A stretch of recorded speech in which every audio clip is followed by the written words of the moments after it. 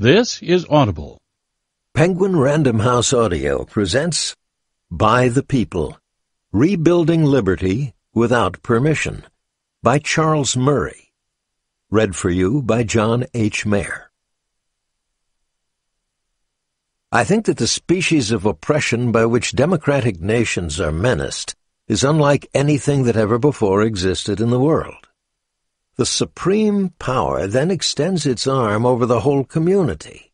It covers the surface of society with a network of small, complicated rules, minute and uniform, through which the most original minds and the most energetic characters cannot penetrate to rise above the crowd.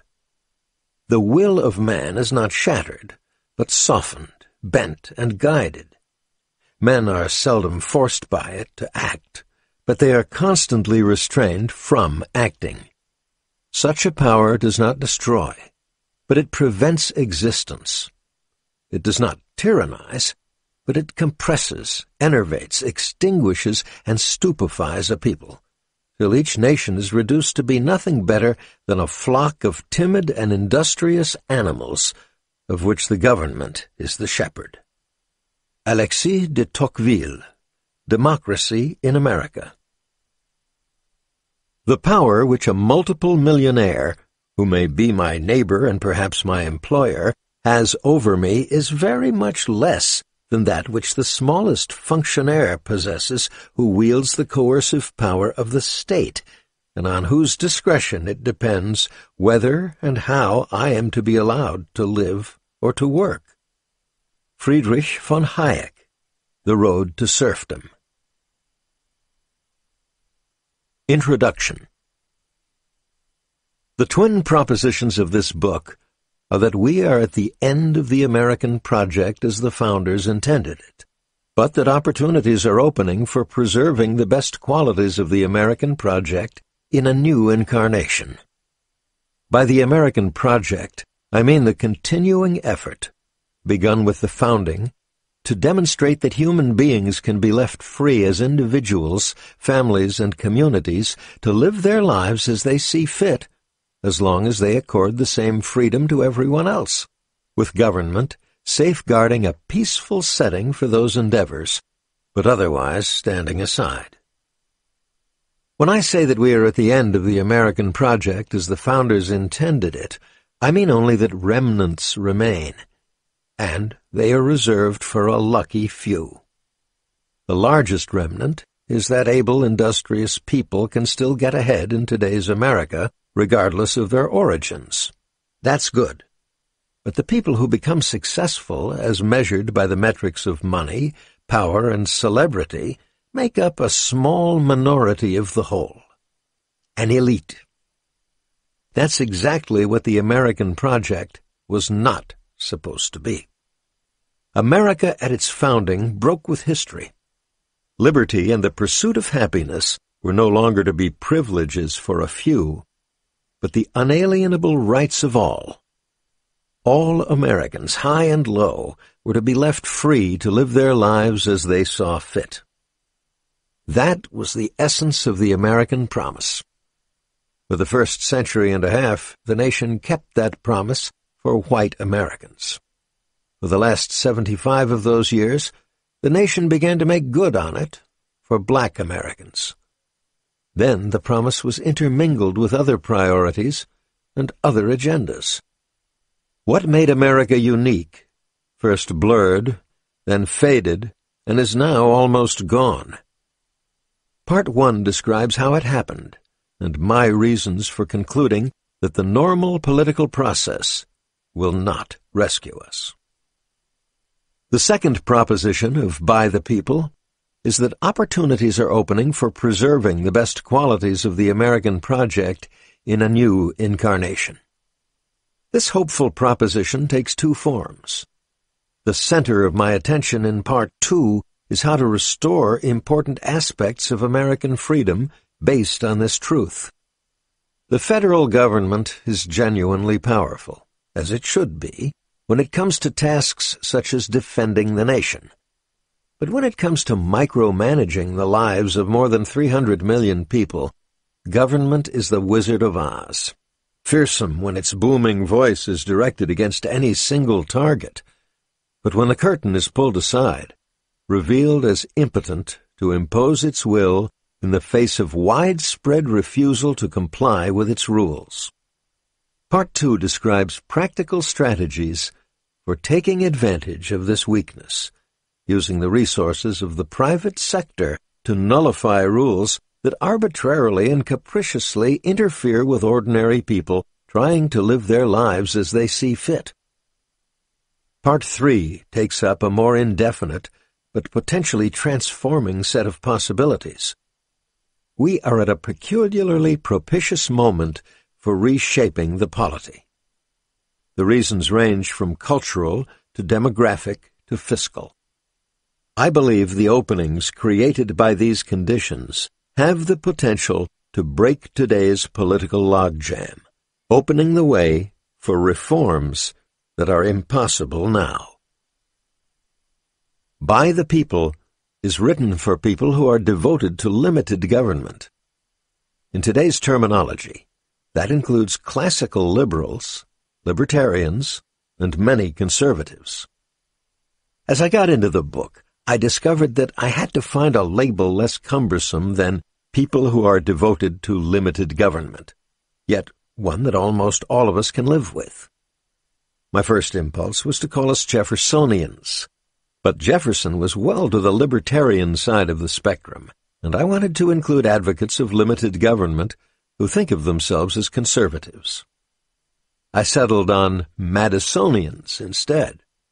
It was Madison who, more than any other individual, midwifed the Constitution and the Bill of Rights.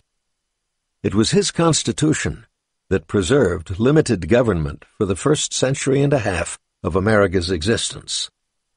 Classical liberals, libertarians, and conservatives who love limited government disagree on many things, but not, I think, on this. If we could restore limited government as Madison understood it, all of our agendas would be largely fulfilled. Because Madisonians are my primary audience, I assume that my readers do not need to be persuaded of the rightness of our cause. Shelves of books have made the theoretical and empirical cases for liberty. By the People focuses on how to rebuild liberty, not on why. Everyone else is invited to listen in. Progressives who hope America will become like Europe won't like By the People. I'm highly critical of Wilsonian progressivism. But millions of others who think of themselves as moderate liberals are as attached to America's heritage as Madisonians are, holding different policy preferences, of course, but ones that fall within our common vision of what has made America exceptional. I assure such listeners that they will find here no cheap shots about their points of view. I hope they will enjoy observing a different way of looking at the world. I dare to think they will find a lot to agree with in my description of the problems, and maybe even in some of my solutions. Charles Murray, Burkittsville, Maryland, December 16, 2014. Part 1. Coming to Terms with Where We Stand. Prudence, indeed, will dictate that governments long established should not be changed for light and transient causes. Declaration of Independence. This book calls for such an adversarial stance toward the federal government that, as the Declaration of Independence instructs me, a decent respect for the opinions of my listeners requires that I should declare the causes that impel me to this position. Those causes are most assuredly not light and transient. America's political system has been transmuted into something bearing only a structural resemblance to the one that the founders created. The substance is nearly gone. The purpose of Part 1 is to convince you, as I have found myself convinced, of these truths. The founders' Constitution has been discarded and cannot be restored for reasons that are inextricably embedded in constitutional jurisprudence. aspects of America's legal system have become lawless for reasons that are inextricably embedded in the use of law for social agendas. Congress and the administrative state have become systemically corrupt for reasons that are inextricably embedded in the market for government favors. The federal government is in a state of advanced sclerosis for reasons that are inextricably embedded in the nature of advanced democracies. Inextricably embedded means that solutions are beyond the reach of the electoral process and legislative process. The citizenry must create new counterweights. Strong claims. The next 5 chapters attempt to justify them. Chapter 1. A Broken Constitution, in which I argue that the Constitution that once sustained limited government is broken and cannot be fixed by a Madisonian majority on the Supreme Court. Many Madisonians, including me until recently, have thought that progress toward restoring limited government was possible if we could place 5 or more Madisonian justices on the Supreme Court. I still think that doing so would be a major victory. A Madisonian majority would do much to block further spread of the government's reach. But could it significantly roll back the federal government's power? No Supreme Court can do that without a change in the zeitgeist. To understand my reasons for that pessimistic conclusion, it is essential to understand the enormity of what happened to the Constitution over the 6 years from 1937 through 1942. That, in turn, requires us to take a look at how the Constitution had evolved and how much had remained unchanged between the founding and the New Deal. 1789 to 1932.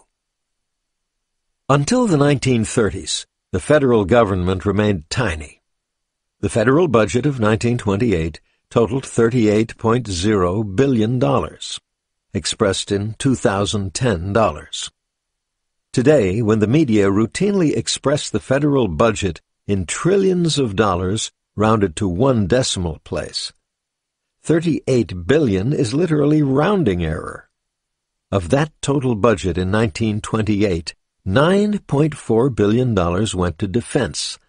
Of non-defense spending, another $9.4 billion went to repayment of the national debt, and $9.0 billion went to pensions and the Veterans Bureau. That left $10.2 billion for everything else. All the expenses associated with the White House, the federal judiciary, Congress, and the Departments of State, Treasury, Justice, Commerce, Interior, Labor, the Post Office, and all the independent agencies of the federal government. Expressed as per capita spending in constant dollars, that $10.2 billion amounted to 1.0% of comparable per capita federal spending in 2013. Think about it. 1/100th. There's no mystery why government was still so small when FDR came into office. The Madisonian Constitution restricting the powers of the federal government was still nearly intact. The Supreme Court had been guilty of bad constitutional reasoning in the 19th century, in Scott v. Sandford, the Slaughterhouse cases, and Plessy v. Ferguson, among others.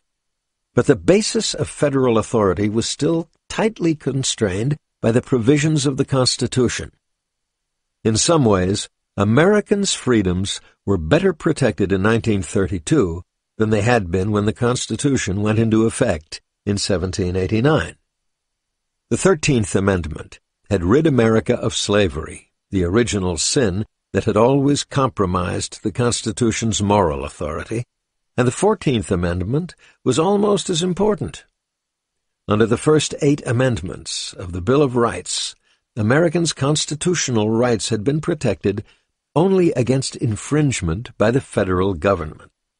The 14th Amendment extended that protection to infringement by state and local governments, and its Due Process Clause protected a range of rights not specifically listed in the Bill of Rights, although the Supreme Court took many decades to recognize the full extent of the change. But if constitutional jurisprudence and the federal government itself were still largely Madisonian in 1932, the prevailing constitutional theory among intellectuals was not. The progressives had been making war on the Founders' vision for more than 30 years. Chapter 6. On the Choice of Civil Disobedience, in which I present two cases for concluding that the federal government has lost its authority to command voluntary compliance with its vast edifice of laws. The rule of law is the foundation of civilization.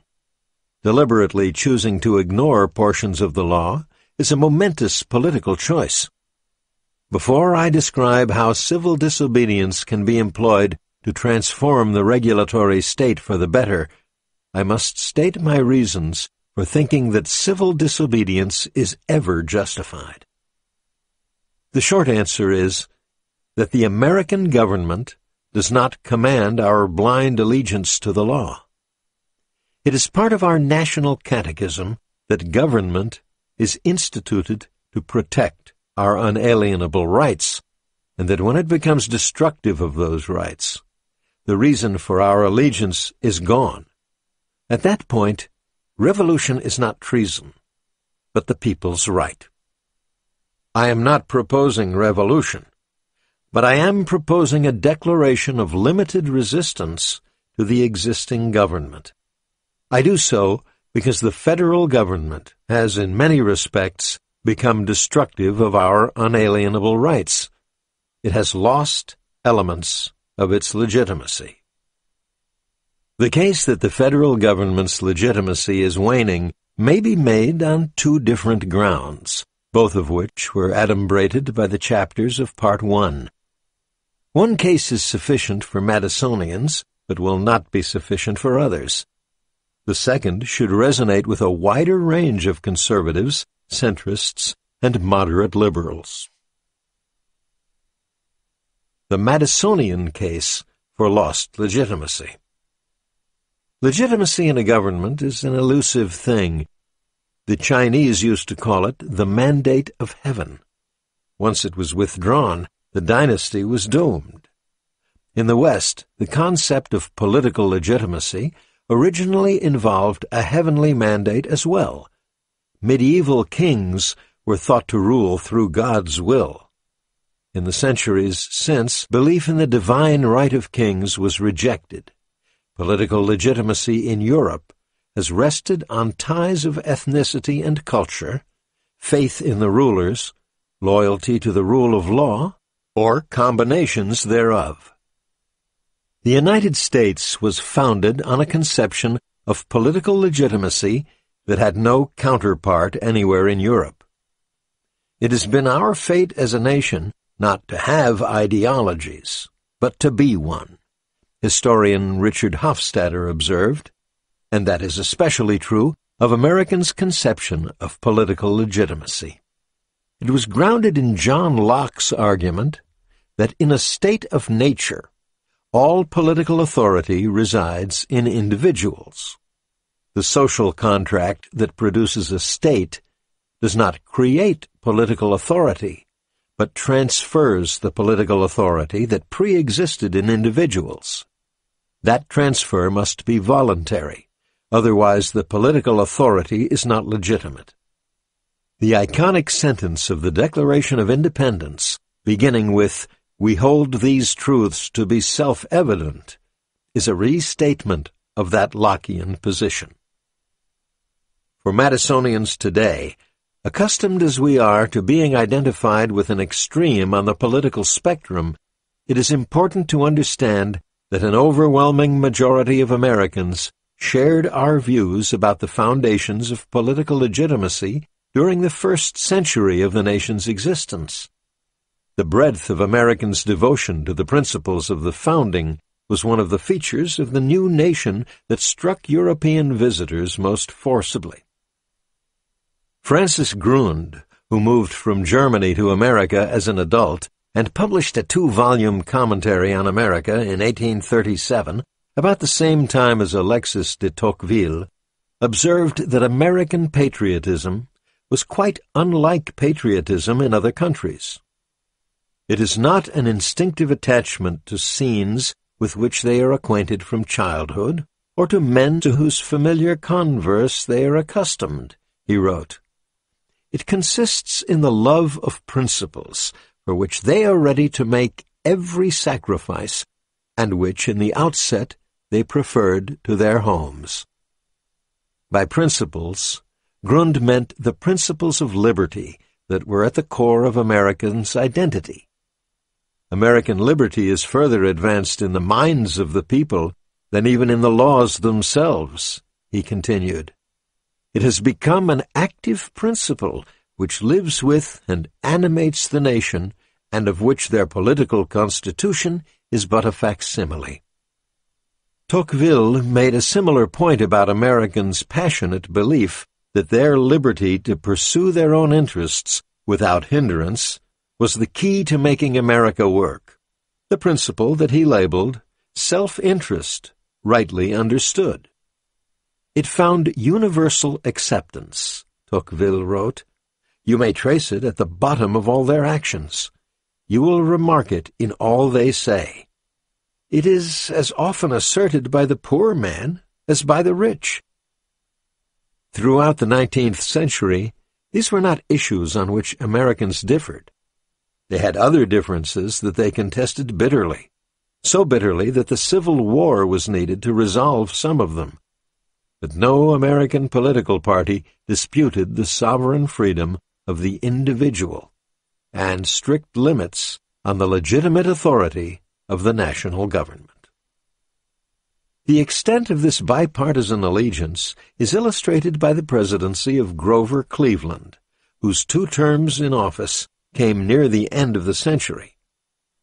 In 1887, he vetoed a $10,000 congressional appropriation, about $250,000 in today's dollars, that would have allowed the Commissioner of Agriculture to purchase seed grain for distribution in the Texas counties hardest hit by a prolonged drought. Cleveland's explanation for his veto was a classic statement of the narrow limits circumscribing the legitimate authority of the state.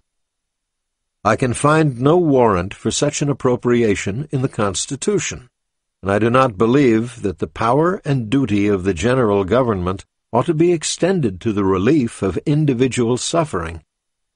The lesson should be constantly enforced that though the people support the government should not support the people. The friendliness and charity of our countrymen can always be relied upon to relieve their fellow citizens in misfortune. This has been repeatedly and quite lately demonstrated. Federal aid in such cases encourages the expectation of paternal care on the part of the government and weakens the sturdiness of our national character, while it prevents the indulgence among our people of that kindly sentiment and conduct which strengthens the bonds of a common brotherhood. It is hard to see any daylight between Cleveland's thinking about the role of government and the one that Jefferson had expressed in his first inaugural address about the sum of good government, 86 years earlier. Nor had there been much change in the thinking of the population at large. Toward the end of his 2-volume study, written at about the same time as Cleveland's veto, James Bryce, a leading British scholar of American society at the end of the 19th century, reflected on certain dogmas or maxims which are in so far fundamental that one usually strikes upon them when sinking a shaft, so to speak, in an American mind. These were among the dogmas he cited that today put Madisonians on the political extreme, and that in the late 19th century were believed by Democrats and Republicans alike. Certain rights of the individual, as for instance, his right to the enjoyment of what he has earned, and to the free expression of his opinions, are primordial and sacred. Where any function can be equally well discharged by a central or a local body, it ought by preference to be entrusted to the local body. The less government, the better. Justice Cleveland's position as president was effectively identical to Jefferson's. The consensus political ideology that Bryce described in the 1880s was essentially unchanged from the one that prevailed in the 1780s and that Grund and Tocqueville described in the 1830s. It amounted to a national civic religion. Judged by that standard, the federal government lost its legitimacy in theory during the Constitutional Revolution of 1937 to 1942, lost its legitimacy in practice during the 1960s, and it has been downhill ever since. It is by that historical understanding that many of us who are devoted to limited government have thought of ourselves as living in a post-American country, governed by people who mouth the clichés about America as the land of the free, without understanding what freedom means. A more pragmatic case for lost legitimacy. Judging from the polls, only about 10 to 20% of all Americans will be persuaded by the argument I just presented. But it is just as clear that a substantial majority of Americans have a sense that something has changed in the federal government's relationship with the American people. I now turn to a way of thinking about waning federal legitimacy that I hope will find broader agreement. Since 1958, pollsters have periodically asked exactly the same question of representative samples of Americans. How much of the time do you think you can trust government in Washington to do what is right? Just about always, most of the time, or only some of the time? When it was first asked, in 1958, 73% answered just about always, or most of the time. When it was next asked, in 1964, an even higher proportion, 76%, gave those answers. Then, that percentage abruptly began to decline, and kept declining. By the time the 1980 election campaign was being contested by Jimmy Carter and Ronald Reagan, only 25% of Americans thought they could trust the government in Washington to do what is right all or most of the time, a 51 percentage point drop in just 16 years. That percentage rose somewhat during the Reagan years, then fell, rose again during the last half of the 1990s, and spiked briefly after 9/11. The secular trend has been down. The percentage trusting the government most or all of the time hit a new low in 2014, standing at 13%. In other words, we moved from more than 3 out of 4 Americans who trusted the government in 1964 to fewer than 1 out of 7 in 2014. Part of the explanation for this astonishing drop consists of the problems of lawlessness described in chapters 2 and 3. Americans with a wide range of political views have been disturbed by laws that are so complicated they are impossible to obey, by a tax code riddled with favors for people with connections and filled with hazards for ordinary Americans, by laws that can send people to jail for things that other people have done, by occasions when property has been confiscated for reasons that seem patently unfair. They've seen people prosecuted for politically motivated reasons or for failing to comply with unreasonable regulations. They've watched politically connected people go unprosecuted. It comes down to a common recognition across political lines. American government isn't supposed to work this way.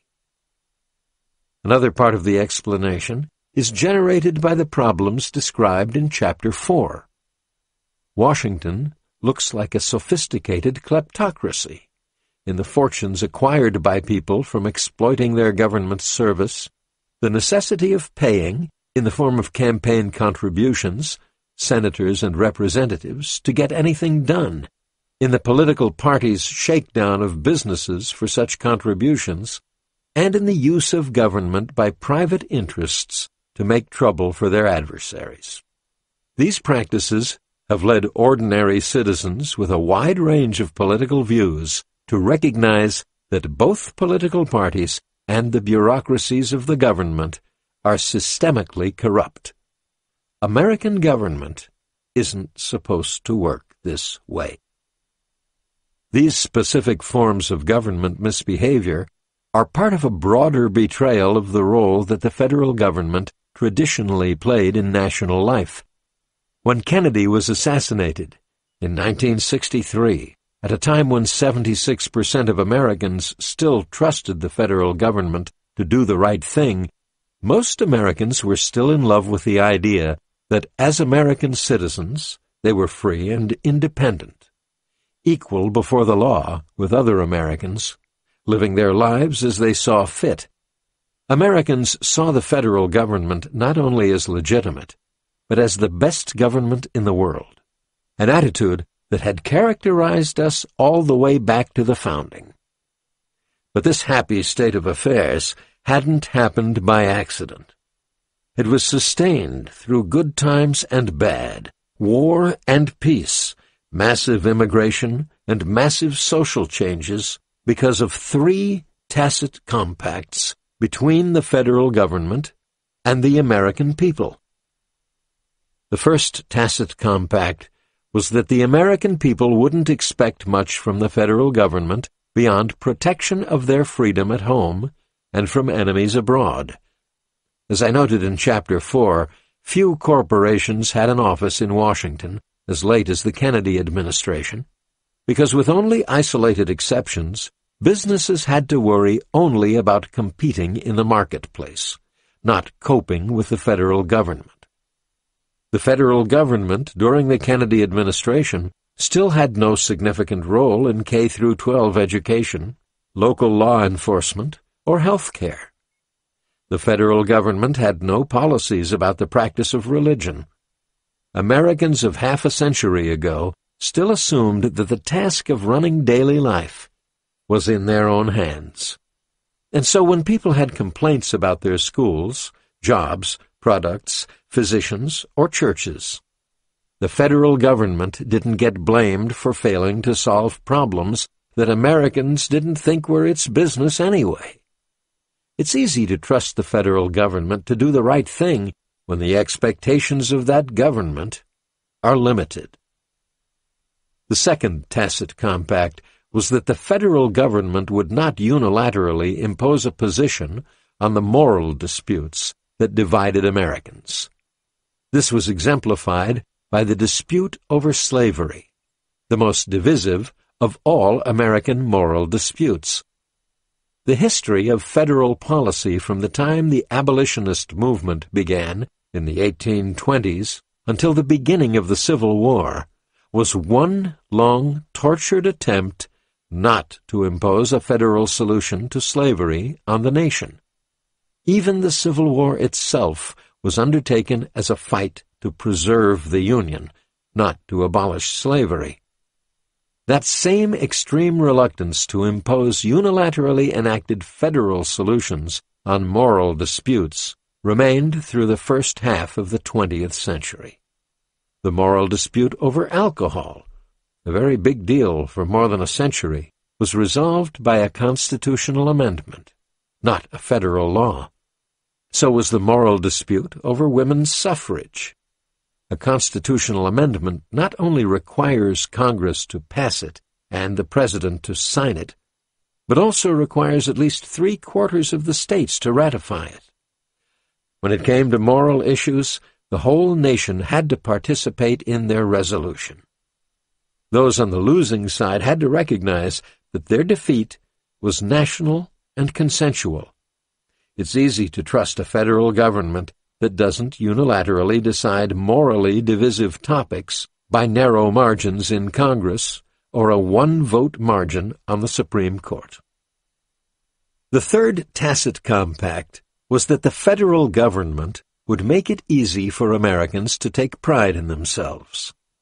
Americans who made an honest living, took care of their families, and didn't bother anyone else were good Americans, as good as the highest in the land. Elected officials constantly said so, and until the 1960s, the federal government didn't ask more than that in practice. It's easy to trust a federal government that validates your good opinion of yourself. From 1964 onward, the federal government voided all three compacts. The first compact is so obviously void that little more need be said. There is no social or economic problem of which a contemporary president can say, "That's not the federal government's responsibility." One consequence is that Americans now do blame the government when things go wrong. When the government creates a federal emergency management agency, slow and inept, as so many government agencies are, it gets blamed for the catastrophe in New Orleans after Hurricane Katrina. That New Orleans was built below the level of the Mississippi River, and that its own city government responded with spectacular incompetence are irrelevant. The feds get blamed because the feds asked for it, and so it is with every domain in which the federal government has taken on responsibility for fixing things.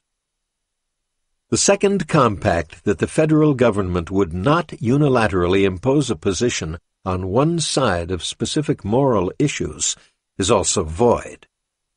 Whether by executive action, legislation, or judicial decision, it has imposed policies on the entire nation that large numbers of Americans opposed on grounds of deeply held moral principles.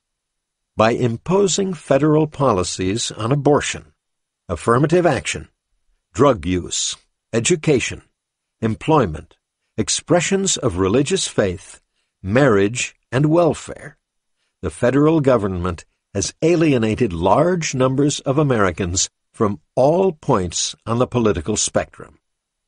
Thomas Jefferson got it right when he wrote that to compel a man to furnish contributions of money for the propagation of opinions which he disbelieves is sinful and tyrannical. The federal government has always had to face the problem of moral opposition when it has undertaken military action.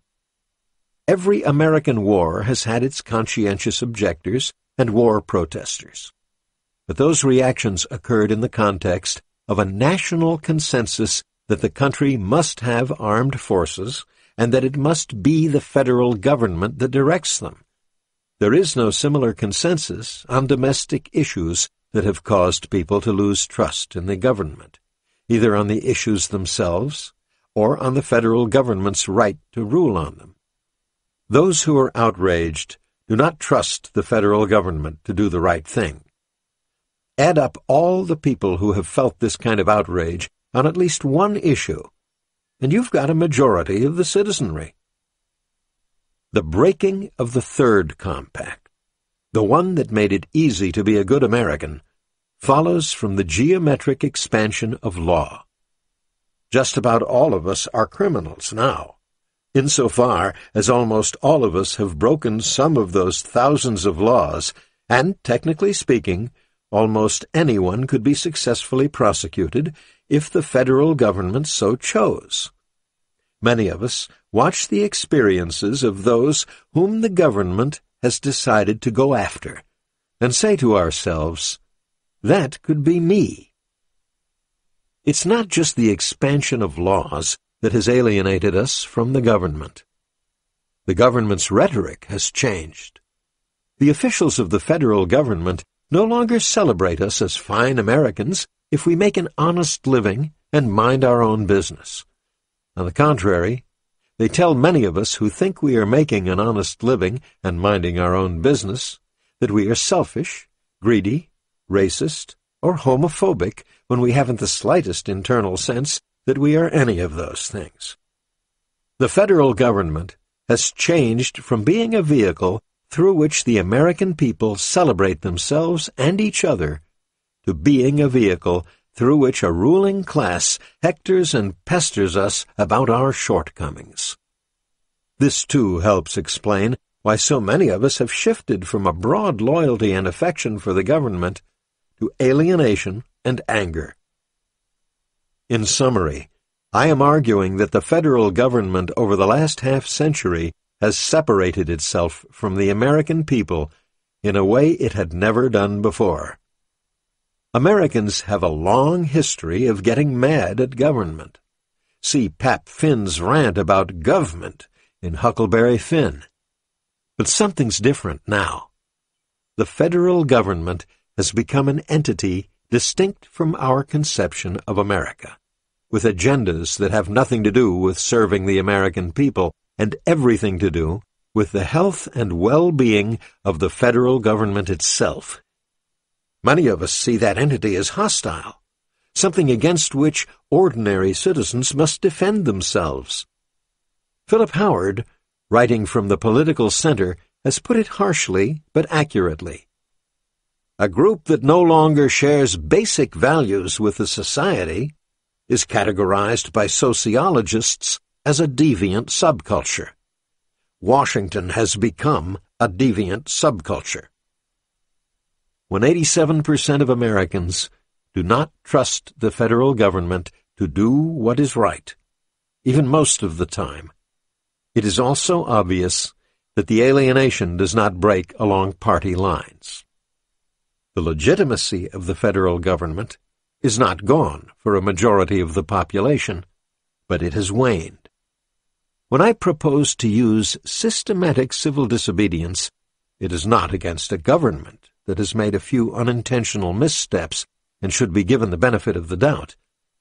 The civil disobedience I propose is against a government that has, over 5 decades, earned our distrust.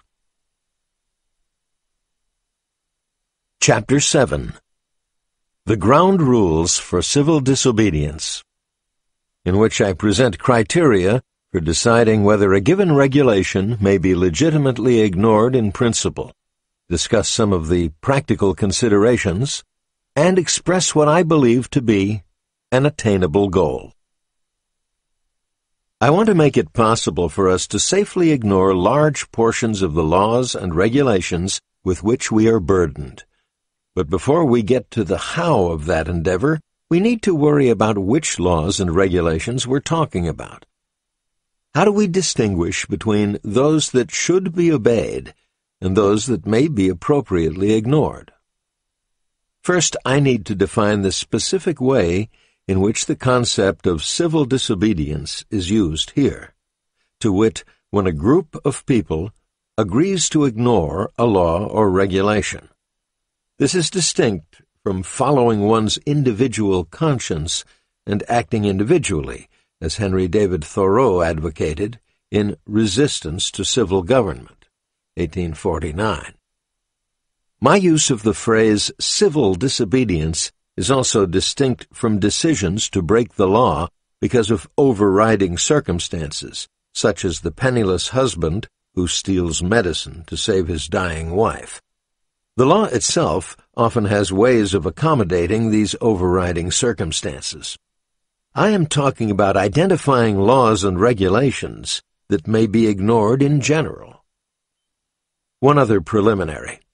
Rather than constantly write laws and regulations, I will, for convenience, write just regulations, leaving it understood that laws may also be involved.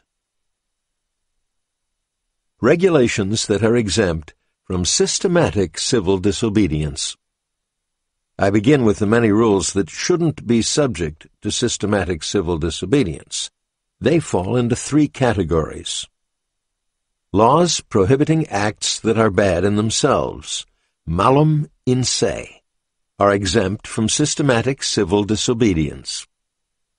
The core set of acts that should be exempt from civil disobedience are the offenses that have been prohibited by civilized societies from the dawn of history: murder, manslaughter, rape, assault, robbery, burglary, larceny, fraud, arson, destruction of another's property, and kidnapping.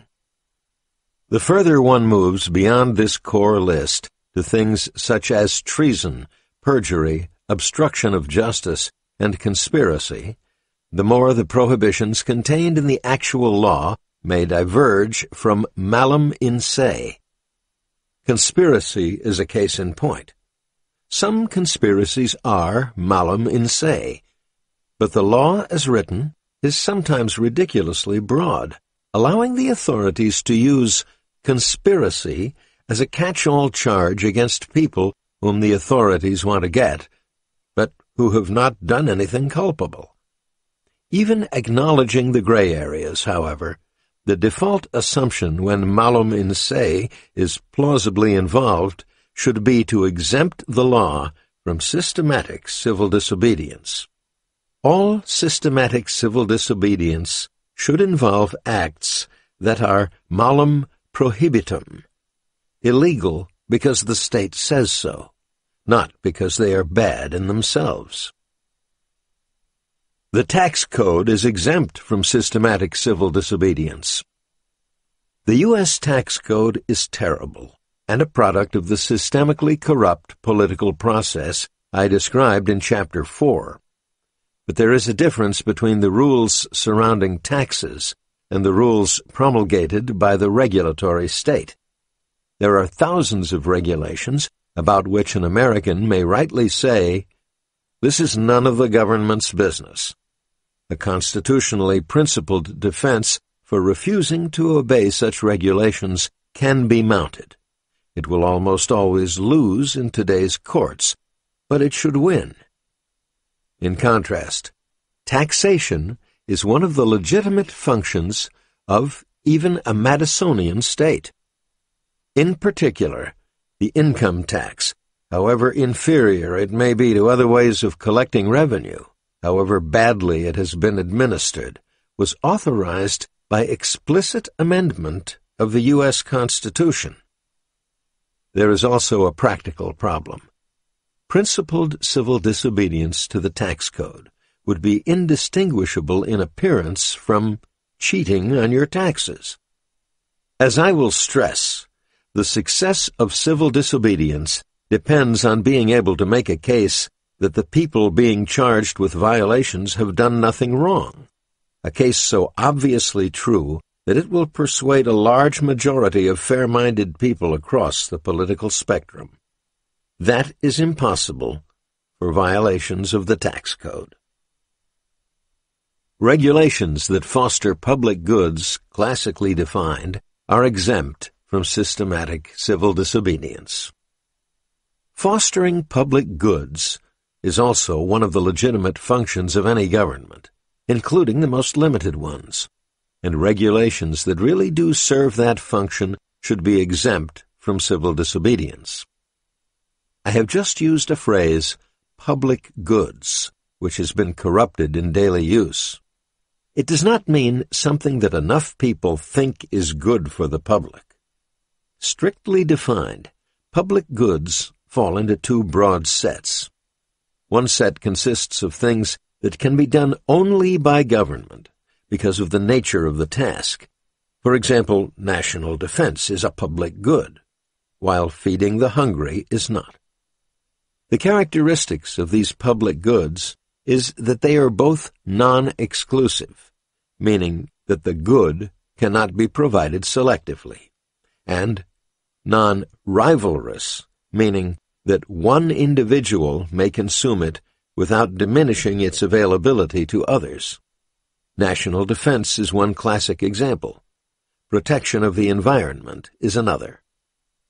Other public goods are those that may or may not be non-exclusive and non-rivalrous, but do entail serious externalities, meaning that a cost is borne by someone involuntarily or a benefit is provided to someone who cannot be charged for it.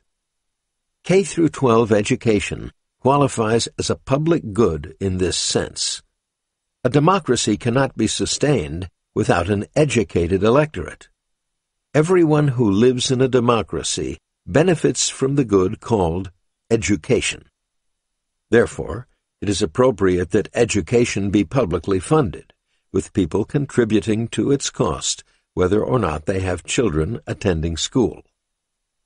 How are we to distinguish between regulations that foster public goods and those that do not? Usually common sense goes a long way. Civil disobedience of an environmental regulation is wrong when it leads to factory chimneys belching noxious smoke. When it leads to a modest number of charcoal fires in backyards for cooking hamburgers, it's okay. Advancing this process of winnowing wheat from chaff, discriminating between regulations that really do foster a public good and really must be obeyed, and those that are trivial and may be ignored, is going to be one of the major contributions of systematic civil disobedience. As matters stand, the creators of regulations have far too few incentives to ask themselves, is this really necessary? Systematic civil disobedience will give them those incentives. Principled ground rules. In choosing regulations that may be ignored, two sets of decision rules come into play: principled ones and practical ones. I deal with each set separately, beginning with the principled ones. In doing so, I am going to borrow some legal language for my own purposes. In the famous footnote 4 of the Caroline Products decision, discussed in Chapter 1, the Supreme Court announced that violations of certain constitutional rights, but not others, would be subject to heightened scrutiny, a doctrine subsequently labeled strict scrutiny. Here, I am going to use strict scrutiny to describe categories of regulations that automatically should be high on the list of candidates for systematic civil disobedience. Regulations that prohibit owners of land from doing whatever they wish with it are subject to strict scrutiny. The protection of private property is the foundation of freedom. This is true of all property, but property rights for most of our possessions are well protected. The government has no regulations permitting, say, a government agency to use your lawnmower one day a week. Land is different from furniture, tools, and other personal property. So different that the founders felt obliged to acknowledge the government's power of eminent domain in the Bill of Rights. As discussed in Chapter 2, the proper limits on the right to use one's own land as one sees fit trace back to an ancient precept of the common law: use what is yours so as not to harm what belongs to others. No property owner has the right to pollute his neighbor's water, for example. When such externalities really do exist, then the regulation in question should be exempt from systematic civil disobedience. Many regulations restricting land use do not involve such externalities. Zoning laws are suspect, for example. At the state and federal levels, regulations putatively justified by the protection of the environment or endangered species have resulted in egregious infringements on property rights. The wetlands provisions of the Clean Water Act have been the source of some of the most well-publicized government overreach. You will get an example at the end of Chapter 10. As the EPA and the Army Corps of Engineers have applied absurdly wide definitions of wetland and thereby stripped private property of its value. Any farmer or rancher can give you other examples of regulations imposed by the Bureau of Land Management, the Fish and Wildlife Service, and state agencies that prevent them from engaging in innocuous maintenance or improvement of their property. These kinds of regulations are prime candidates for systematic civil disobedience. Regulations that prescribe best practice in a craft or profession are subject to strict scrutiny. The satisfactions that come from practicing a vocation can be deep and enduring. Absent a compelling public interest to interfere, people should be left alone to practice their vocations to the best of their ability. Regulatory agencies have promulgated thousands of regulations that constrain the way that people go about their work. For people who don't work in a profession, those rules are often assumed to be a good thing. Most of us are happy that many agencies regulate the health industry, that the Federal Aviation Administration regulates the airline industry, and that the Securities and Exchange Commission regulates the financial industry. But talk to any physician, pilot, or financial executive about those regulations, and you will get a sense of how different things look from their side of the street. They will agree that certain rules need to be in place, but the necessary rules are a small subset of all the ways in which regulators have made it more difficult for them to do their jobs as they should be done. The same is true for occupations that have less immediate salience for the health and prosperity of the rest of us, but are burdened with numerous regulations. The regulatory arms of the Departments of Interior, Agriculture, Energy, Commerce, Treasury, Justice, Labor, Education, and Transportation reach into the professional lives of just about everyone. Even that most sheltered of professions, college professor, is touched by the regulatory state whenever the administration of a university or the acquisition of a grant is at issue. And I haven't even mentioned the three most visible intruders because of their economy-wide mandates: OSHA, the EPA, and the EEOC. The task will be to identify the subset of regulations that are unequivocally exempt from civil disobedience, and then to separate the rest into those that specify acceptable options that apply to some situations and not to others, those that offer okay options that are no better than alternative ways of doing the same thing, and those that actually interfere with best practice. All of the latter three types of occupational regulations are candidates for systematic civil disobedience.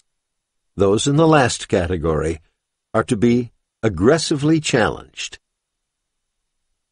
Regulations that restrict access to a job are subject to strict scrutiny. Freedom to try to make an honest living is central to the American project.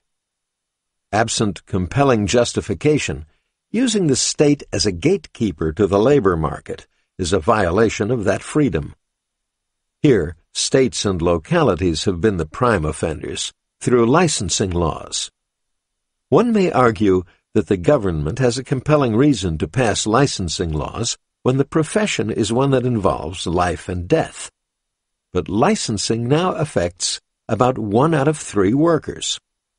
Should people really be required to get a license to work as an interior designer, shampooer, florist, coffin maker? In addition to licensing laws, states and localities often pile up the permissions required to open a business until they constitute a significant barrier for a person with limited means who wants to open a simple shop or provide a simple service. All of these regulations are subject to strict scrutiny.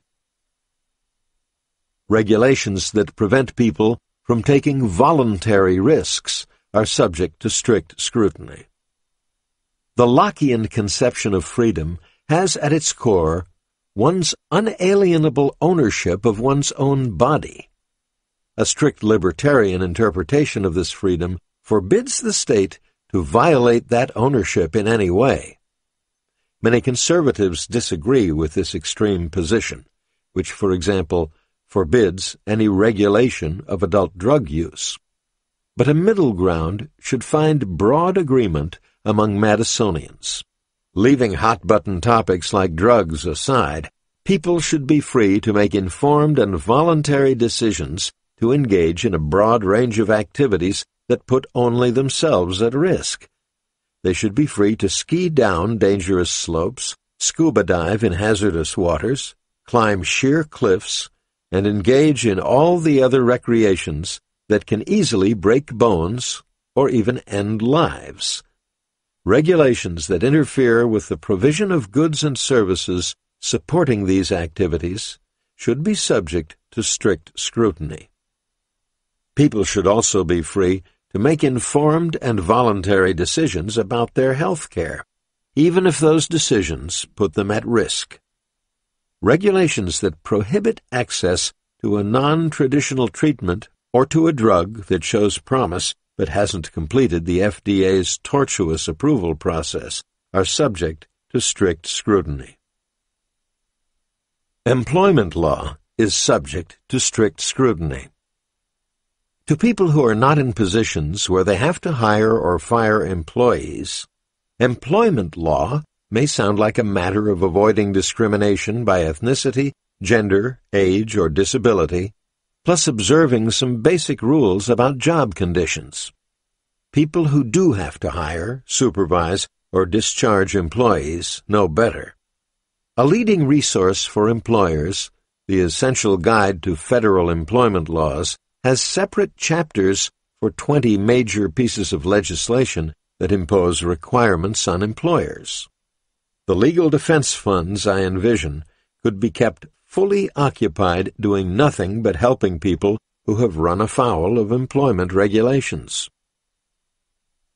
Regulations that are arbitrary, capricious, or an abuse of discretion are automatically eligible for civil disobedience. The Administrative Procedure Act of 1946 specifies that an agency action may be set aside if the court concludes that the action was arbitrary, capricious, an abuse of discretion, or otherwise not in accordance with the law. In the intervening decades, courts have set that standard unreasonably high. But it's a good description of the regulations that are most eligible for civil disobedience. Chapter 10 takes up this issue at length. Practical ground rules. By definition, civil disobedience means that the person who engages in it breaks the law. Civil disobedience must therefore be undertaken in such a way that it is obvious to all who watch with an open mind that they are witnessing free people behaving appropriately. That the problem is not the person who violated the regulation, but the regulation or its interpretation by the bureaucrats. Think in terms of a case of civil disobedience that comes to trial with attendant publicity. It is essential that people reading or watching news reports about the trial are overwhelmingly on the side of the defendant, even though everyone knows that the defendant is technically guilty. The practical considerations that follow are ways to increase the likelihood of that overwhelming sympathy with the defendant. Avoid choosing regulations with halo effects. Certain topics in contemporary life carry with them halo effects. If a regulation has the putative purpose of promoting a good that has a halo, a large segment of the population will give that regulation the benefit of the doubt no matter what. Protection of the environment is the leading example. Even people who are not active environmentalists reflexively think that violating a regulation intended to protect the environment is wrong. Sometimes environmental regulations are so egregiously stupid that the halo effect can be overcome and systematic civil disobedience is appropriate. But if the regulation's purpose is to save whooping cranes from extinction, trying to make the case that violating the regulation doesn't really harm whooping cranes starts out with 2 strikes against it. Many safety regulations also carry a halo effect, so we should avoid arguing that ignoring this regulation increases the risk of injury only for people who are complete idiots. Sometimes that argument will get support. The woman who sued McDonald's because her coffee was too hot was widely derided. But we live in a world in which a substantial part of the population has become amazingly risk-averse on behalf of others as well as themselves. Employment regulations involving discrimination carry a halo effect. Affirmative action is a divisive issue in American life. In that context, disobeying regulations that are supposed to prevent discrimination will seldom get the overwhelming popular support that is needed for successful civil disobedience. Disobeying them might get majority support, but a simple majority isn't good enough. Choose regulations in which the people who might be harmed by violating the regulation are willing parties. It is possible to take on regulations that involve a halo effect if the person violating the regulation is the person at risk of being harmed, or if it is clear that others involved are willing parties. OSHA already exempts self-employed contractors and farms with fewer than 10 employees from OSHA oversight for that reason.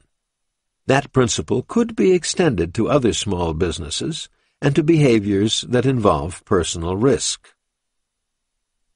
Choose regulations in which the spirit of the regulation is being obeyed, even though the letter is being violated.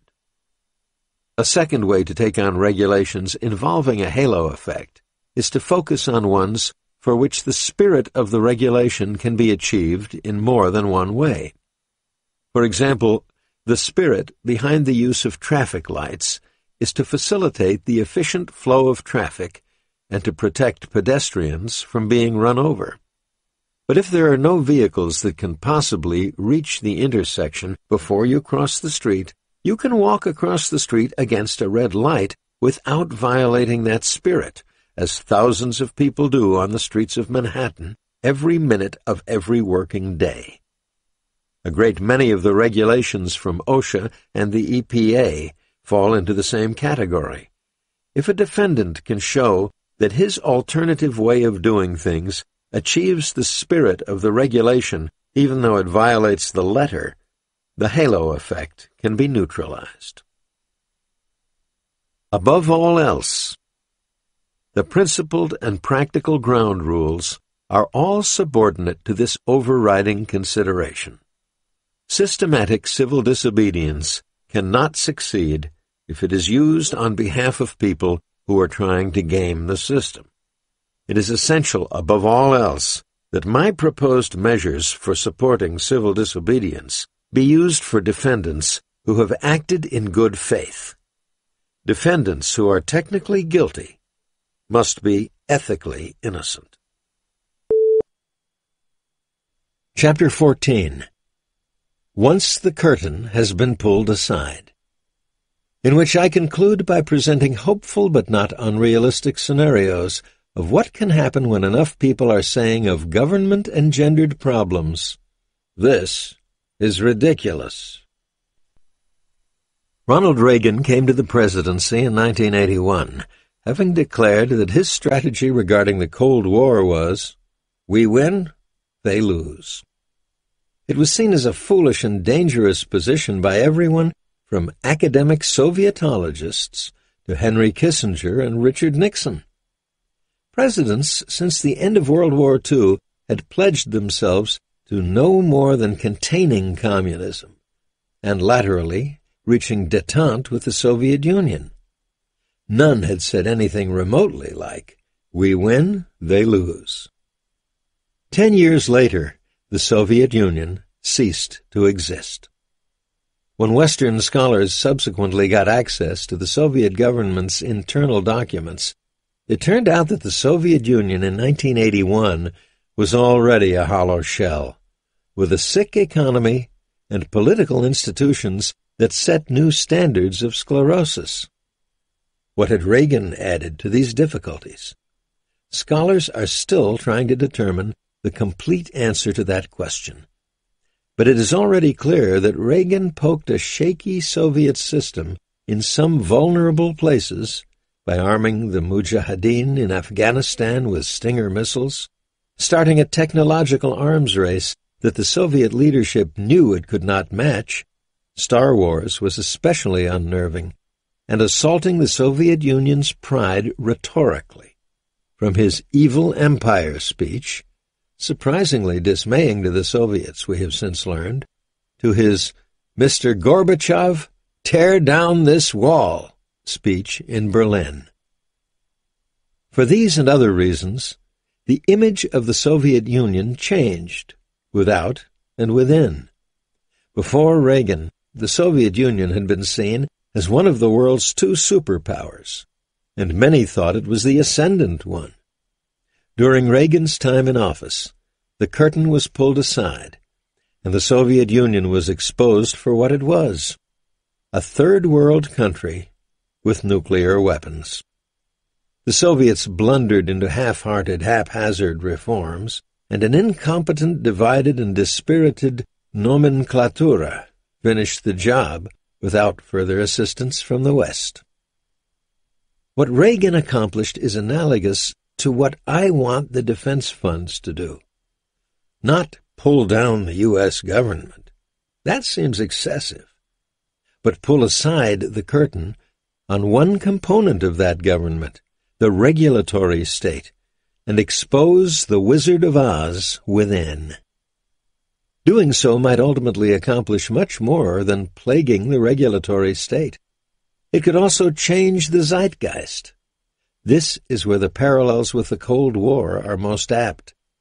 The Soviets took for granted that the arrow of history went only one way. They had added client states regularly since the end of World War II, and the West had never taken one back. Similarly, progressives have lived in a world where government constantly expands and conservatives can only slow its growth. If a significant portion of the Code of Federal Regulations were to become de facto unenforceable, if it can be seen that the reach of government can actually shrink, not just be slowed, all sorts of previously unthinkable things become possible. That's why I have offered the preceding discussions of the rediversification of America in Chapter 12, and of the promising conditions for change in Chapter 13, to give a sense of how propitious the moment is. But propitious for what? How are all these positive forces going to work their magic? What happens next? 200 years from now. Sometimes predicting the broad shape of the distant future can be a fruitful way of backing into implications for what might have to happen in the interim. Specifically, let's think about the overriding implications of growing wealth and advancing technology over the long term. 2 centuries, let's say. Economic historians have established that per capita wealth was effectively flat for societies throughout the world from the beginning of the Christian era until the 17th century. Then, starting in England and the Netherlands, subsequently spreading across Western Europe, per capita wealth began to rise, and has continued rising ever since. The same thing happened in the United States, starting behind Europe, but growing at an even faster pace thereafter. The earliest systematic calculation of America's national wealth goes back 125 years to 1889. Per capita wealth has grown with remarkably close fidelity to the fitted trend line superimposed on the yearly data for 125 years. There have been anomalies, the Great Depression of the 1930s, and the rebound during World War II, and, more recently, the prosperity of the 1990s and early 2000s. But other times that have been perceived as boom years or fallow periods have been close to the overall trend. The consistency of growth gives reason to hope that it will take public policy of Soviet stupidity to bring that growth to a halt over the long haul, which is not to say that it won't happen, but that it will require policymakers to ignore everything economists have learned about how wealth is created. Let's hope for the best, and assume that 2 centuries from now, the upward trend has continued. It's probably unrealistic to expect a continuation of the non-linear trend line. But suppose that we grow linearly at the rate that has characterized the economy since the end of World War II. That would produce per capita GDP in 2215 of almost $160,000 in 2010 dollars. Any subset of more than 20 years in the post-war era produces a projection greater than $150,000 per person. Today's per capita GDP is about one-third of that. What couldn't we do today if we had 3 times the wealth? It's not just wealth that we can expect to transform the range of the possible. The information technologies that have revolutionized daily life over the last 3 decades will look primitive compared to those of 200 years from now. We will fully understand the human genome, and along with it, deep truths about how human beings flourish that can guide public policy. For that matter, humankind will long since have acquired the ability to modify its own genome. The natural outcome of this new knowledge will be to enhance human capabilities and empower the individual in fabulous ways. It is, of course, possible that some nightmarish political dystopia will have triumphed, but that is not the most plausible scenario. National wealth that dwarfs today's, and technology that gives the individual access to total information and the capacity to apply that information to everyday life. Under those conditions, it is unimaginable that Americans will still think the best way to live is to be governed by armies of bureaucrats enforcing thousands of minutely prescriptive rules. Somehow, the American polity will have evolved toward more efficient ways of working and living together. In the language I have used throughout this book, America will do a better job of leaving people free to live their lives as they see fit, as long as they accord the same freedom to everyone else. We aren't able to predict exactly how the miracle will have happened, but we may reasonably predict that it will have happened 2 centuries from now. There will be too much money and too many technological resources to make today's Leviathan government necessary. Think in terms of the problems that gave rise to the EPA, OSHA, Dodd-Frank, and the Affordable Care Act, and how few of them are likely to survive until 2215. Of course, new problems will also appear, but greater wealth and technology really do reduce the net number of purely technical difficulties. Compare 1815 and 2015 in terms of the technical difficulties of preparing a family meal, traveling from New York to Boston, curing a headache, or running a safe and environmentally friendly foundry. Getting from here to there. That optimistic view leaves open the question of how the evolution away from today's intrusive state can get started now. My generic explanation is simple, again inspired by Stein's law. If something can't go on forever, it will stop. I propose that people don't naturally continue doing stupid things forever. A great deal of progress in our current situation requires little more than that we stop doing stupid things. That, in turn, requires that reasonable people with a wide range of political views agree regarding a given state of affairs. This is ridiculous.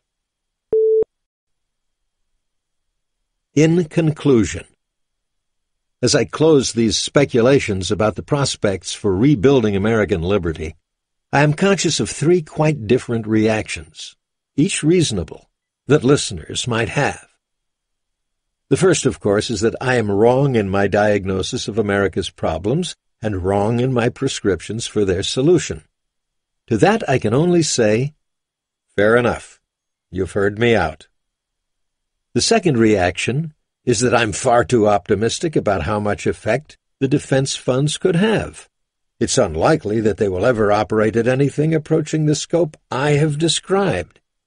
Even if they did, it's unlikely that they would have the transformative effects I envision. Goliath would brush them off without even noticing. To that, my reply is, attacking the regulatory state through the legal system is the only option for rebuilding liberty. You are not going to stop the growth of government through the political process, let alone reverse it. It can't be done, for the reasons I described in chapters 4 and 5. Systematic civil disobedience may be a long shot, but it is, in fact, a shot. It could work. The bureaucracies of the federal government really are sclerotic. Their thousands of edicts really can't be enforced without our voluntary compliance. Withholding that compliance really could have transforming effects on the political landscape. The third reaction concerns something that I, too, have worried about. I'm oblivious to the dangers of success. By definition, a successful program of systematic civil disobedience would further erode the legitimacy of the federal government. Is that something we can afford to risk? Political polarization is at unprecedented levels, with large portions of the electorate convinced that the other side is not only mistaken in its political views, but evil. The nation is already riven by a new kind of class divide, with a lower class and an upper class that are culturally separated in unprecedented ways. America's ethnic mix is in the process of a historic change. In this situation, shouldn't we be seeking reconciliation and unity, not encouraging America's balkanization? Perhaps Sam Rayburn and Lyndon Johnson were right. We should indeed seek to become one America, with no East, no West, no North, no South. Part of my response is that we don't have the option of restoring the consensus that seemed to characterize the 1950s. We have already come apart. We must deal with that reality. More fundamentally, America was not meant to be one America. It was intended to accommodate diversity. I like David Gelernter's way of putting it. The founders designed a vast garment for America that hugs where it should hug and stretches where it should stretch. Each state creates its own society, and the Constitution stitches them all together into a comfortable, sensible union suit. Restoring that design is not something we should see ourselves as forced to do by circumstances, but something that we urgently want to do. Eroding the legitimacy of the federal government as it now exists is essential to avoid an America that is defined geographically as it is now, but is no longer spiritually America. The disappearance of the authentic America would be an immeasurable loss. America isn't the only great place to live. I can think of a dozen countries just among the ones I know where I could have made a satisfying life for myself. The loss of the way of life of any one of them would make the world culturally poorer. But that truth should not obscure another one. America is unique not because of the kinds of cultural particularities that make every country different from every other country. If America becomes like the advanced social democracies of Europe, as it threatens to do, it would mean the loss of a unique way of life, grounded in individual freedom. No other country throughout the history of the world began its existence with a charter focused on limiting the power of government and maximizing the freedom of its individual citizens. Even after we set the example, no other new country subsequently has followed it. Neither has any old country modified its charter to become more like ours. The United States of America, from 1789 to the 1930s, is the sole example of truly limited government anywhere at any time. Under that aegis, we also happened to go from a few million colonists along the east coast of North America to the richest and most powerful nation on earth. But these achievements were ancillary to the most important of all. We became a magnet for people around the world who wanted to share in the opportunities afforded by American freedom. America's unique charter produced a unique culture. American exceptionalism is not an idea that we invented to glorify ourselves, but a reality recognized around the world at the time of the founding and for well over a century thereafter.